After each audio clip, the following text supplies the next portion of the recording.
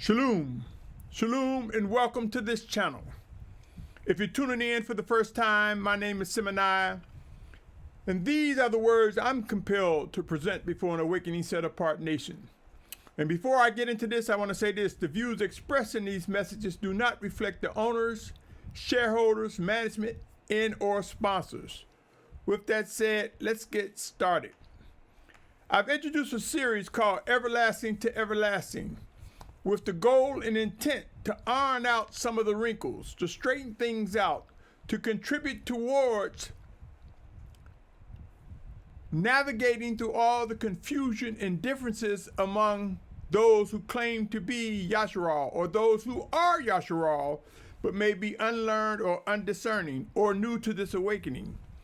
This series, Everlasting to Everlasting, hopefully will contribute towards the foundation that the Almighty Father has laid out for us to grow in maturity. As I move into this segment, which is called Art versus the Seed, Art versus the Seed.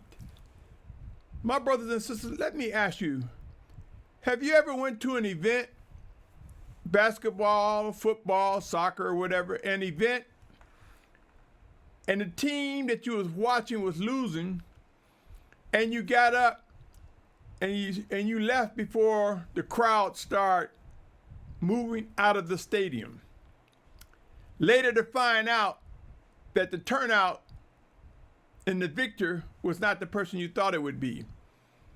Maybe in basketball, that person got that last three-pointer and they ended up winning, and you thought the other team was going to win. Same with football. Maybe you thought they were going to win and they pulled some type of maneuver, or there was negligence, and the opposite team that you thought was winning ended up losing. You ever been in a situation where you was carrying something and you didn't have enough room to carry anything else, or you needed help lifting something that required another person's hand or hands? My point, my brothers and sisters, during these end times, and even as you venture on the media sphere, so to speak, whether it be YouTube, Instagram, Facebook, and various others, Twitter, have you ever considered that by subscribing and following someone you believe is sharing something beneficial, that you might miss out on what that person is saying? You might not get it all. Like, for instance, in these messages that I post, I'm giving an example, but this can apply to anyone.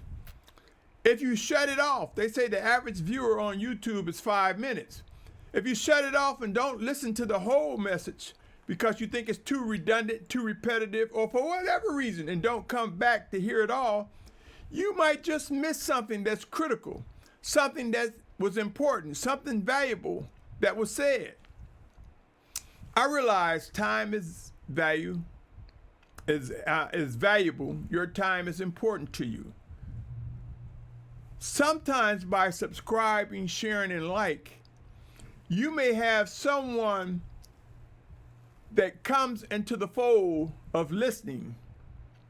I shouldn't say maybe into the fold. Someone that is drawn to the same message you was listening to. And maybe they might listen to more than what you listened to and say, hey, did you know you missed something that he said or she said, if it's another person, if it's a she. Sometimes you might miss out on very important nuggets towards the end because you thought it was going to be like a broken record of he or she saying something over and over. So by sharing and liking, by subscribing, by picking up the algorithm on distributing messages that are brought forth, it not only helps the individual, but if the individual is being obedient to the Almighty Father and speaking things of life and truth, it contributes towards promoting what the Almighty Father will have to be said to us one towards another.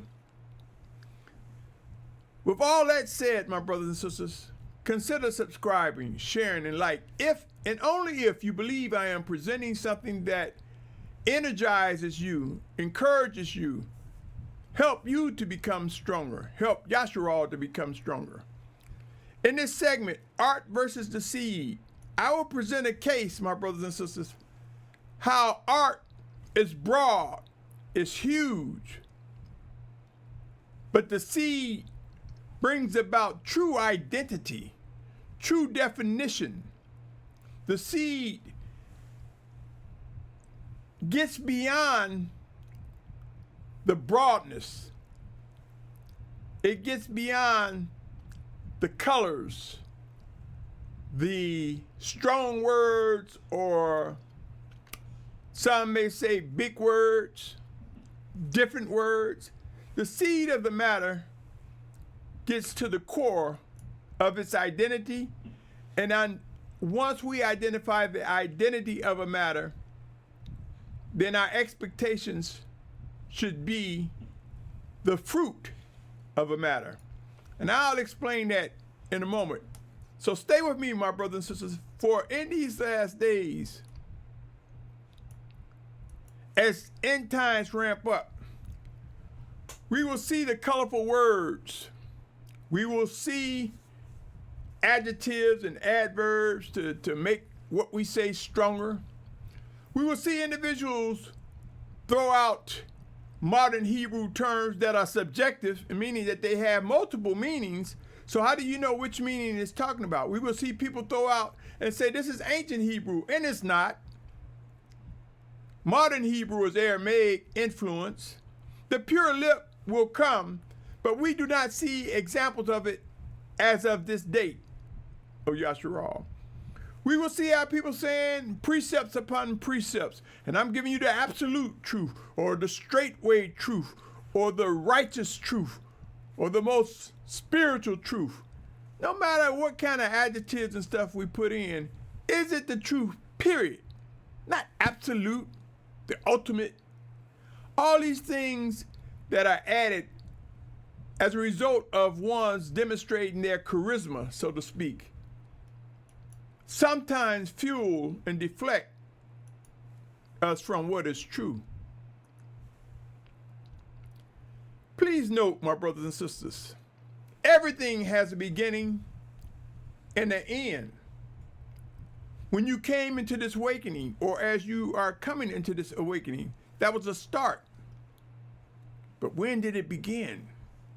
Did it begin with something stirring within you, following your first thought? Did it begin with something eating at you that caused you to give pause and yield to it? Everything has a beginning. The actions, the influence of others, one towards another. It began with a thought. In some cases, I would say to you, it began with an influence, whether it came from the Almighty Father or the wicked one. There's no middle ground.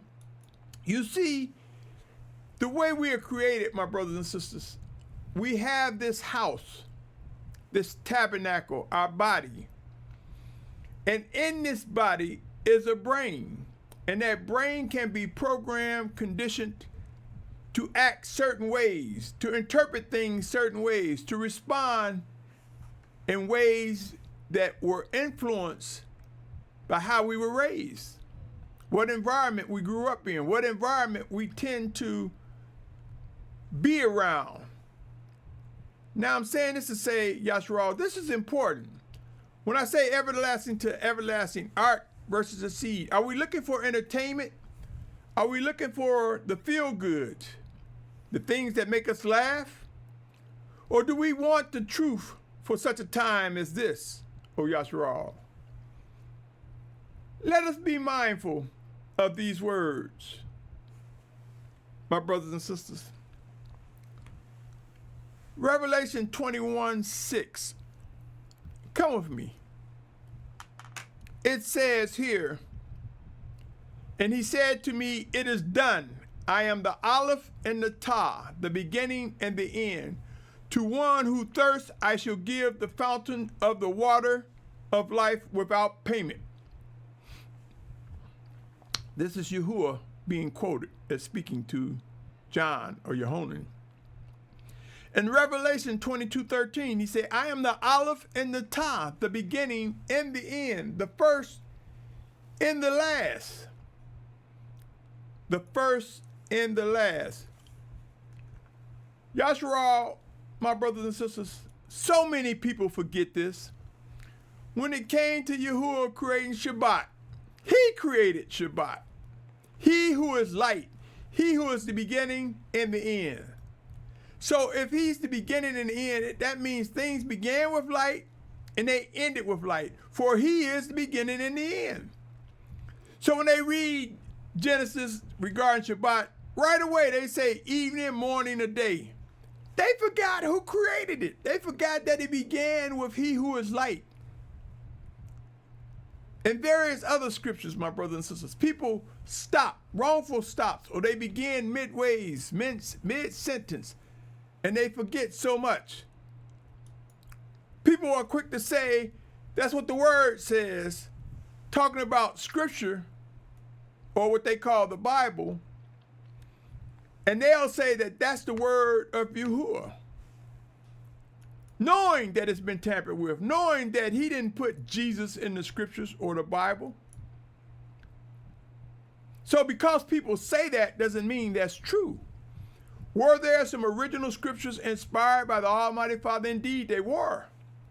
What we have now is passages and words that have been tampered with, but they cannot stop the Spirit from making alive the intent of the Almighty Father. I want to bring your attention, O Yahusha, to you who tired of the differences, to you who desire to know what is true, what is right. Things start with a beginning. John 1:1 through 1:4 say, in the beginning was the Word. This is talking about the living Word. And the Word was with the Almighty One. And the Word was the Almighty One. He was in the beginning with the Almighty One. All came to be through him. And without him, not even one came to be that came to be. In him was life. And the life was the light of men. The word of Yahuah came to us in Yahusha's name, and we will understand that this is how we have entered into everlasting life with the Almighty Father, by recognizing his word. Drop down to the 14th verse, my brothers and sisters. For it states, and the word became flesh and pitched his tent among us. And we saw his esteem as of and only brought forth of a father, complete in favor and truth. Our understanding of life and death will change. We will understand that the bottom line is the spirit within this tabernacle was placed there by the Almighty Father. He who is the beginning and the end, he has the almighty power to step into flesh, physical form, and walk among us and demonstrate it. Now, when the scriptures say flesh and blood cannot enter into the reign of heaven, he stepped into flesh while on this planet. And when the resurrection came, he put that flesh back to the earth where he designated it to go. We will grow to understand that, my brothers and sisters, in the days ahead. Yahusha, there are numerous uses regarding the word seed. Seed, my brothers and sisters. And throughout scriptures, we see an example of seed. If you are one who is awakened, if you are one who truly seeks to desire the will of the Almighty Father, if you are one who have been confirmed and identified as one that is part of the set-apart family of Yahusha, then know this: as we discern the seed, we will grow to see the process in which the seed flourish, in which the seed produce fruit. And we will understand those dynamics, my brothers and sisters. The seed gets to the core of the matter. I did a message about AI perspective and artificial intelligence perspective. And I mentioned how artificial intelligence that's being promoted, how basically it's algorithms and a software that cut through all the chase, so to speak, cut through all the fat, cut through all the different arguments and get to the facts. It gets to the seed as much as the programmer have set it in motion. But the seed of a matter, it either comes from the Almighty Father or the wicked one. Let me continue. Let's take a look, my brothers and sisters. Come with me. Let's take a look at Matthew chapter 7, verses 15 through 20. Matthew chapter 7, verses 15 through 20 reads, "But beware of false prophets who come to you in sheep's clothing, but inwardly they are savage wolves."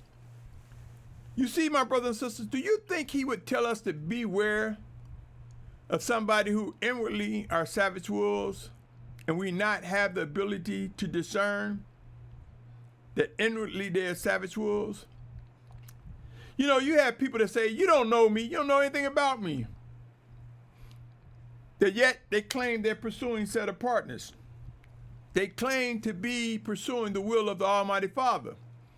When the scriptures tell us that, not only tell us, it gives example of Yahusha knowing the thoughts of individuals, the thoughts.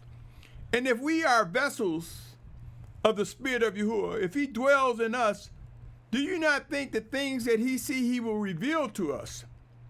And if he can reveal the thoughts of someone, could he not reveal that inwardly these false prophets are savage wolves, but yet in sheep's clothing? It say, "By their fruits you shall know them." Now listen to what it says. "Are grapes gathered from thorn bushes or figs from thistles? So every good tree yields good fruit, but a rotten tree yields wicked fruit. A good tree is unable to yield wicked fruit, and a rotten tree to yield good fruit." You see, my brothers and sisters, a good tree is one that has been pruned and cared for so that it can yield good fruit. It would be no wicked fruit. This tree has been trimmed, cared for, and managed. A rotten tree to yield good fruit. Unable to yield wicked fruit, and a rotten tree to yield good fruit. If the tree is rotten, it'll be cast down, cut down. One wouldn't be sitting there waiting to say, "Well, is some fruit gonna come from that tree?" No, my brothers and sisters. Every tree that does not bear good fruit is cut down, see that? And thrown into the fire. So then, by their fruits you shall know them. How do we get to know them? We must be able to walk in obedience and discern the Almighty Father working in us, through us, one towards another. For he reveals the inward parts to us who have been trained to discern his voice. Will we stumble and fall? Sure we will, for the flesh war against the spirit. Now when it comes to art, thus the title, Art versus the Seed. When it comes to art, let's examine its definition. A definition of art: the expression or application of human creative skill and imagination, typically of visual forms such as painting or sculpture, producing works to be appreciated primarily for their beauty or emotional power. Art, my brothers and sisters. Stay with me, there's a point. Now I want to present another term which uses art, rhetoric. Rhetoric is dealing with language, my brothers and sisters, speakings and writings. Hear me out, O Yahusha. Rhetoric is defined as the art of effective or persuasive speaking or writing, especially the use of figures of speech and other compositional techniques. What we have, O Yahusha, is among us people who have chosen different charismatic words to describe their teachings, their messages, to use in their messages.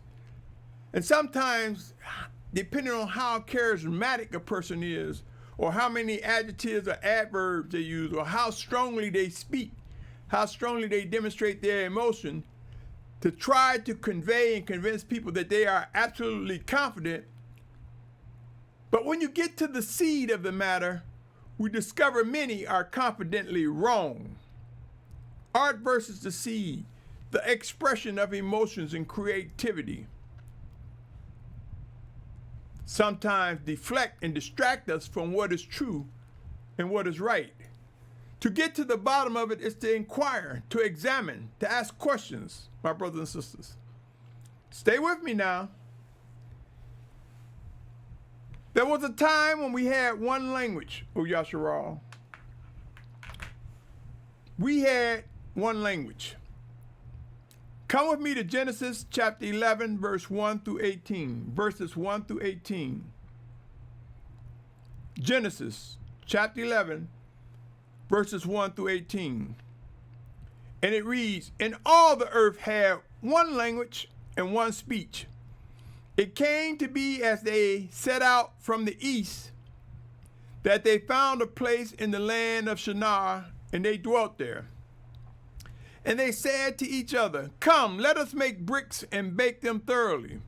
And they had brick for stone, and they had asphalt for mortar. And they said, 'Come, let us build ourselves a city, and a tower whose top is in the heavens, and make a name for ourselves, lest we be scattered over all the face of the earth.' They thought if they made a name for themselves, they wouldn't be scattered all over the earth. They'll be known.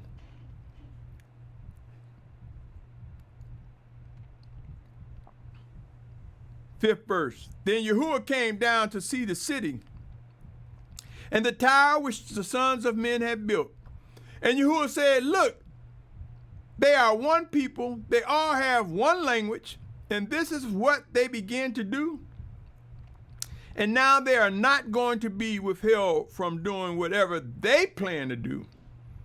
Come, let us go there and confuse their language, so that they do not understand one another's speech.' And Yahuah scattered them from there over the face of all the earth, and they left off building the city." You see, my brothers and sisters, out of rebellion, out of trying to make a name for themselves, the result ended with man being scattered with different languages. And this marked the beginning of artful conversations, probably trying to say whether a tomato is a tomato or a tomato, whether it's a fruit or a vegetable. You see, this marked the beginning where people start saying, "I have my own language." And if you look around the world, there are so many different languages. But do that stop the Almighty Father from moving and directing his children closer to one another? No, it will not. Not to those who pursue set apartness.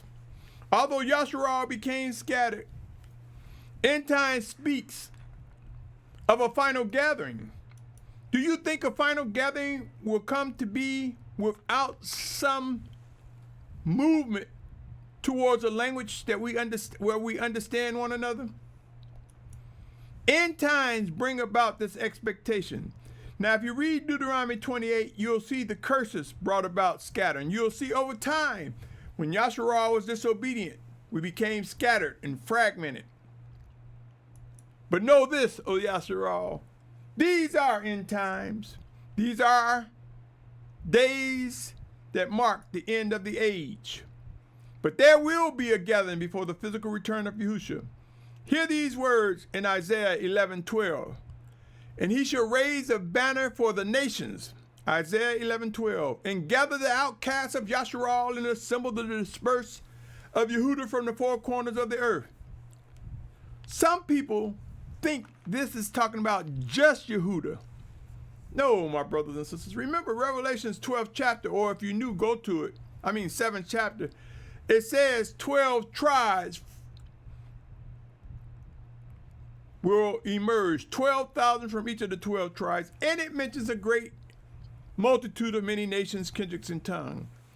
But he's talking about altogether the set-apart family. That set-apart nation ultimately would be under one banner name, and that name would be Yehudah. Identifying the leadership, but it would go beyond Yehudah to where we will see Yasharal, the banner being Yasharal. Yehudah holds the scepter of leadership. If we look at Genesis, my brothers and sisters, the father of Yehudah, if we look at Genesis, I believe,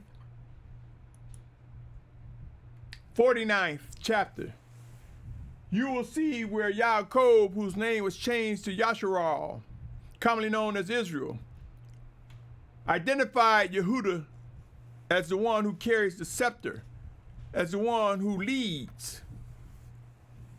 My brothers and sisters, in these final days, we will see the tribe of Yehudah rise up, lifting up the lion of the tribe of Yehudah, which is Yahusha, and witnessing the spirit of Yahusha draw all men to himself, and that is the common thread where we will be drawn together, O Yasharal, beyond the confusion, beyond the overzealousness and anxiousness.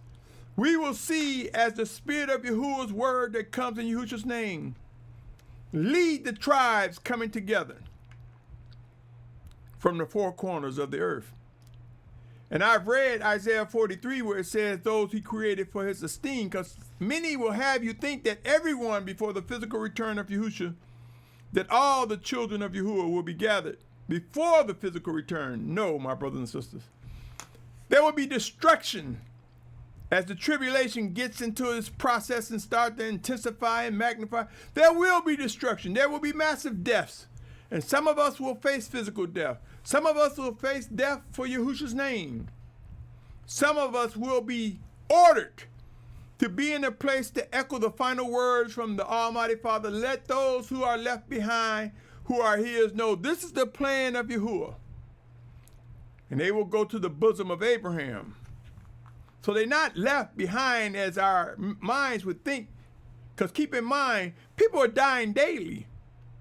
But those who are set apart are going to the bosom of Abraham. Come with me to Jeremiah 23:3. For it reads, therefore I shall gather the remnant of my flock out of all the lands where I have driven them, and shall bring them back to their fold, and they shall bear and increase. Yasharal, O Yasharal, my brothers and sisters, everlasting to everlasting. Over the centuries of our scattering, there have been many languages formed. If we ask questions, if we seek to discern the root, the seed of the matter, we can get beyond the artful display of communication. We can cut through the rhetoric and get to the facts, the truth. We can grow and will grow to learn that it's the spirit of Yahuwah that brings unity among us. It is the spirit of Yahuwah that works in us, through us, one towards another. And through such, my brothers and sisters, we will learn that no matter what words we say to one another, we can't make somebody understand our position of belief. We can't make somebody do what we say we want to do, even though our brain will have us think that, oh yeah, we made him. This moray or this pastor or this teacher or this influencer made this person do that. No, my brothers and sisters, there's only two major influences in the world. That is he who is the Almighty One and the wicked one. And we must choose what side. We must get to the seed. Is it the seed that represents set apartness? If so, we can cut through the rhetoric and find ourselves witnessing the Almighty Father prove what is true, soften our hearts, engage our mind in set apart behaviors where we grow to understand what is true, O Yahushua. I submit to you, my brother, my sister, I want to submit to you the importance of following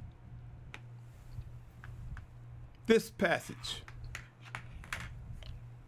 Let me make that correction, my brothers and sisters, regarding this passage. You see, my brothers and sisters, I don't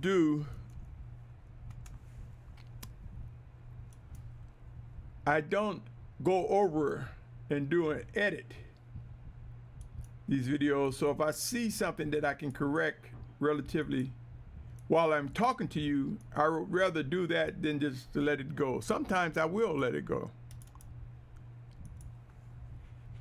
and sometimes I will not. So I thank you for your patience. I know your time is valuable, my brothers and sisters. But I submit to you the importance of following this passage. 2 Corinthians chapter 3, verse 4 through 6. Hear these words, O Yahushua. Hear these words, O patient listener and viewer of this message. 2 Corinthians 3, 4 through 6 says, and such trust we have towards the Almighty One through the Messiah, through his word. The scripture version 2009 of my sword says Elohim. And if you're tuning in for the first time, you will find that when I see Elohim, since I know that is plural for Almighty Ones, I am compelled to say the Almighty One when I see it. But notice it's saying we have trust towards the Almighty One through the Messiah. That's through his word. Making sense of it all. Helping us to understand. Bringing wisdom, comfort, discerning. And say not that we are competent in ourselves to reckon any matter as from ourselves, but our competence is from the Almighty One, who also made us competent as servants of a renewed covenant, not of the letter, but of the Spirit, for the letter kills and the Spirit gives life. We will discover how it is the Spirit of the Almighty Father that comes to us in his word, in the name of Yahusha, and make known the things that we need to know clearly to grow closer to him. Yahushua, hear these words, my brothers and sisters. Pray on these words. Seek to discern and yield to the things that are set apart, and witness growing strong and demonstrating strength to one another and to the world. Let me also present Proverbs 9:9, my brothers and sisters. Proverbs 9:9 says, give instruction to a wise one, and he is wiser still. Teach a righteous one, and he increases in learning. Are we caught up in distractions, my brothers and sisters? Are we trying to preserve our ego, our position of influence? Or do we know how to admit when we're wrong, when we stumble and fall, so that we can experience being renewed and rise up better than we were yesterday? What say you, O Yahushua? Everlasting to everlasting is an ongoing process. Come with me to Hebrews 8th chapter, verses 10 through 12. Hebrews 8th chapter, verses 10 through 12. It reads, because this is the covenant that I shall make with the house of Yahusha after those days, says Yahuah, giving my laws in their mind, and I shall write them on their hearts, and I shall be their Almighty One, and they shall be my people. And they shall by no means teach one his neighbor, and each one his brother, saying, know Yahuah, because they all shall know me, from the least of them to the greatest of them. You see, my brothers and sisters, it is he who is the Almighty One that will bring understanding, wisdom, recognition, the ability to know him. And he will do it working in us, through us, one towards another. He said, because I shall forgive their unrighteousness and their sins and their lawlessness, and I shall no longer remember. You see, the power of the blood of the Lamb covers the mistakes that we make. We must recognize the need to let one another know that the power of the blood covers the mistake. It covers because Yahusha paid the price by his shed blood, and by his spirit, Yahuwah's spirit sent in Yahusha's name to us to comfort us, to teach us, to guide us. Consider John 14:26, my brothers and sisters. And we'll learn that it's the Almighty Father who brings things to life, who hardens and softens hearts, who help us to navigate beyond the differences. Being led by the set-apart spirit of Yahuah, who comes in Yahusha's name, which is the name of our Yahuwah's word. We will grow to discern the seed of all matters, O Yahusha. We will grow to understand the difference between form versus function, or form over function. Function is demonstrating the realities of what's influencing us, the core of the influence. You ever hear the word, a picture's worth 1,000 words? But we must clearly see all the details of a picture versus form that's saying, oh, it's so beautiful. That's nice. But what influence does it have? To just say it's beautiful, it's nice, it was good. But if we say this moves me to do X, Y, and Z in a set-apart way, this encourages me to appreciate the hand of the Almighty Father being made present before us, one towards another. Different story. Form over function. Function, the actual action, the actual identity, the actual result, the fruit that came from that seed of set-apartness. No matter how much art is used to communicate, my brothers and sisters, we have an obligation to discern the seed. Let's get down to the identity. What is it saying? Let's come away from the grumblings and disputes, the unfruitful debates. Let's speak as we are spoken to and guided to speak. Let us know when to be silent, O Yahusha. Let us trust and believe that the Spirit of the Almighty Father will approve. Too many people are running around saying, I can prove it, and want to show you the text. Understand, and I say this often, our comprehension level, our reading and understanding, our writing skills are different. So how we interpret things just using our mind will vary and only feed confusion and misunderstanding unless we seek the Spirit of Yahuah to bring clarity, to make things clear so that we can understand the seed, the function of a matter, and press on into fellowship with improved worship and guidance. Guidance that we will receive from him working in us, through us, one towards another. Remember, my brothers and sisters, from the seed comes the fruit. From the seed comes the fruit. Allow me to present these words to you, O patient one, as you listen or watch this video. Galatians 5th chapter, verses 16 through 26. Galatians 5th chapter, verses 16 through 26 read, "And I say, walk in the Spirit, and you shall not accomplish the lusts of the flesh. For the flesh lusts against the Spirit, and the Spirit against the flesh, and these are opposed to each other, so that you do not do what you desire to do. But if you are led by the Spirit, you are not under Torah." This is saying you are not under the instruction of the text. If you're led by the Spirit, because the Spirit will make clear the text. It will break through our different comprehension abilities.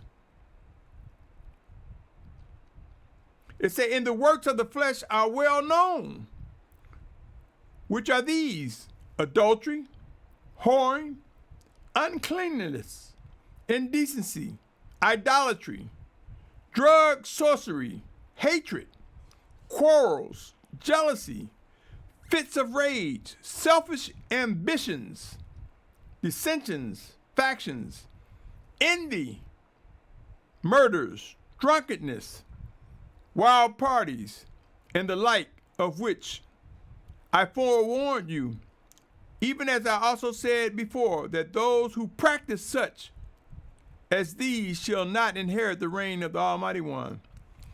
But the fruit of the Spirit is love, joy, peace, patience, kindness, goodness, trustworthiness, gentleness, self-control. Against such there is no Torah." You see, the original instruction, the living Torah comes from He who is the Almighty One, the Spirit of Yahuah, who comes to us in His word's name, Yahusha. Yashral, Yashral. It says, "And those who are of Messiah have impelled the flesh with its passion and the desires. If we live in the Spirit, let us also walk in the Spirit. Let us not become conceited, provoking one another, envying one another." We will understand, my brothers and sisters, the difference between iron sharpening iron and grumbling in disputes. The difference in the Almighty Father working in executing judgment in us, through us, one towards another, versus being judgmental outside of His guidance, His leading. My brothers and sisters, if we take a good look, we will see that from the seed things sprang forth.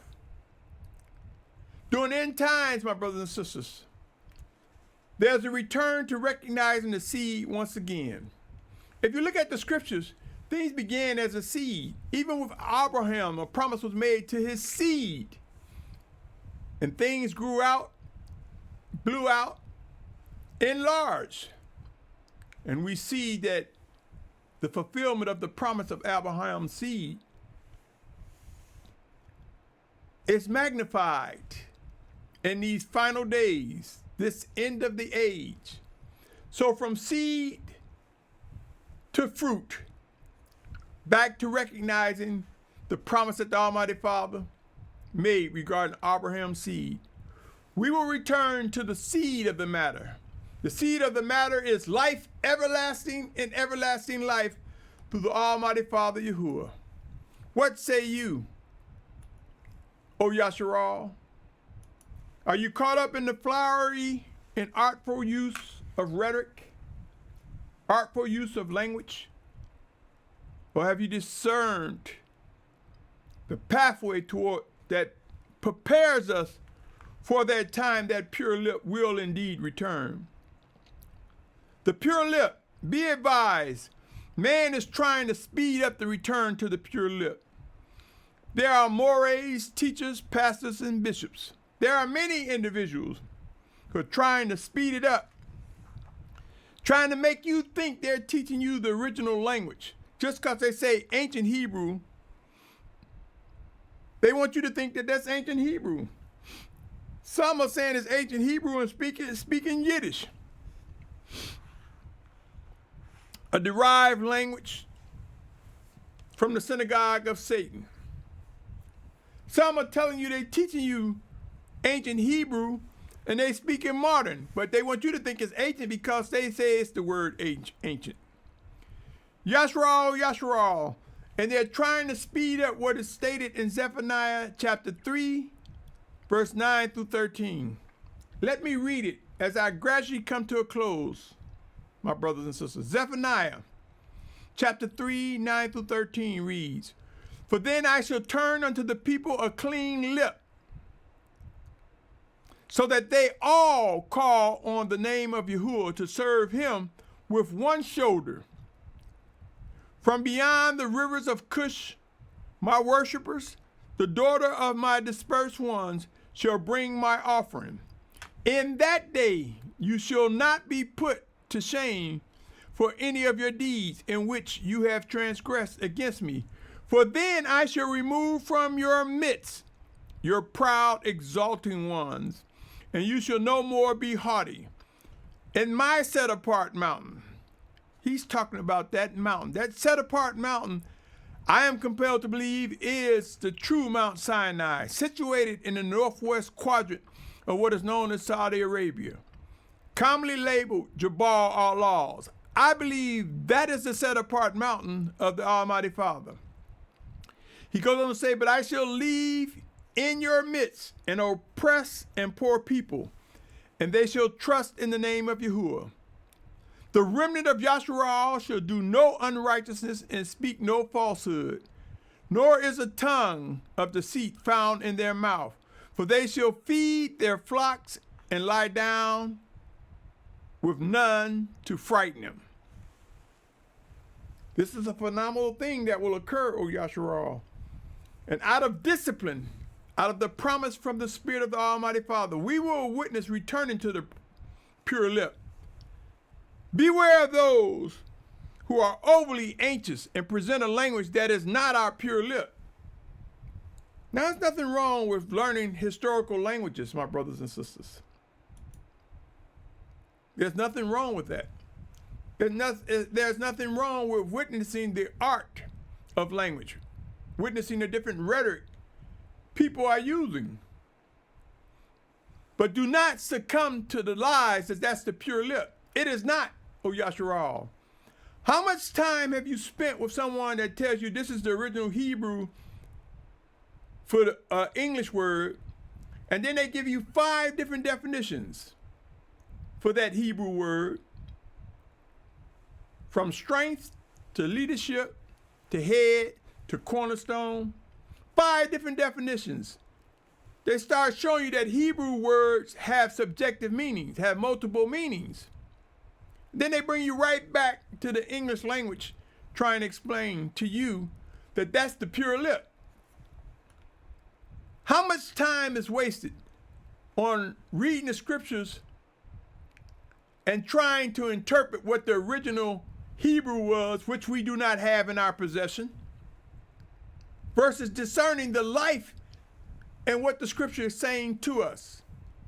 Beware of the mores, the teachers, the pastors, who tell you they're teaching you Hebrews, who are wasting your time, who fail to demonstrate the life-flowing instructions that come from the Almighty Father Yahuah, who fail to demonstrate what lies before us and what we should be doing, how to act, how to govern ourselves, how to communicate with one another. Beware of those who waste your time and mine, misleading individuals to thinking that they're closer to the Almighty Father because they know some Hebrew. Beware of those who take the time to speak a language that's been infected with Aramaic, modern Hebrew, or Yiddish, or another dialect, trying to race to fulfill Zephaniah. Beware of such. It's time to begin to ask yourself, how am I spending my time? Am I really learning Hebrew? You see, it is the Spirit that will quicken us and help us to understand what it takes to come together in love and fulfill the description as the seed of Abraham, the one who followed after the heart of he who is the Almighty One. So I say to you, O Yahusha, everlasting to everlasting, pray on these matters. The Almighty Father will bring us. Sure, we'll appreciate the art, but we'll know the art. We'll know its limitations. But more than anything, prepare to grow to see the seed of a matter, to discern the seed of the matter. Stay tuned, O Yahusha. There is more to present in being shaped into the maturity that the Almighty Father has for you, for me, for us. If you listen to this from beginning to end, I salute your patience, your tolerance. My prayer is for your good health. More than anything, that each of us grow to discern more clearly the voice of Abba Yahuah, Father Yahuah, the Almighty Yahuah, whose word came and comes to us in Yahusha's name. Thank you, my brother, my sister, my family. Remember to subscribe, share, and like.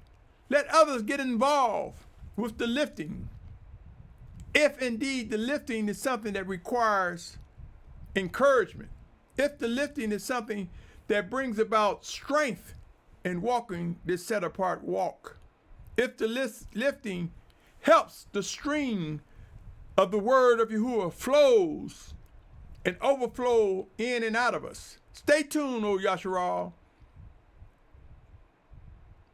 The series continue, and we will learn that endless water provides so much more than wasting time fighting, trying to save egos or leadership positions. Endless water brings so much to learn. Help us to recognize the things we've taken for granted. Yahusha, oh Yahusha, I will pause here. And as I said, the series continue, everlasting to everlasting. On that note, Shalum. Shalom, my brother, my sister, my family. Shalom, O patient one. Shalom.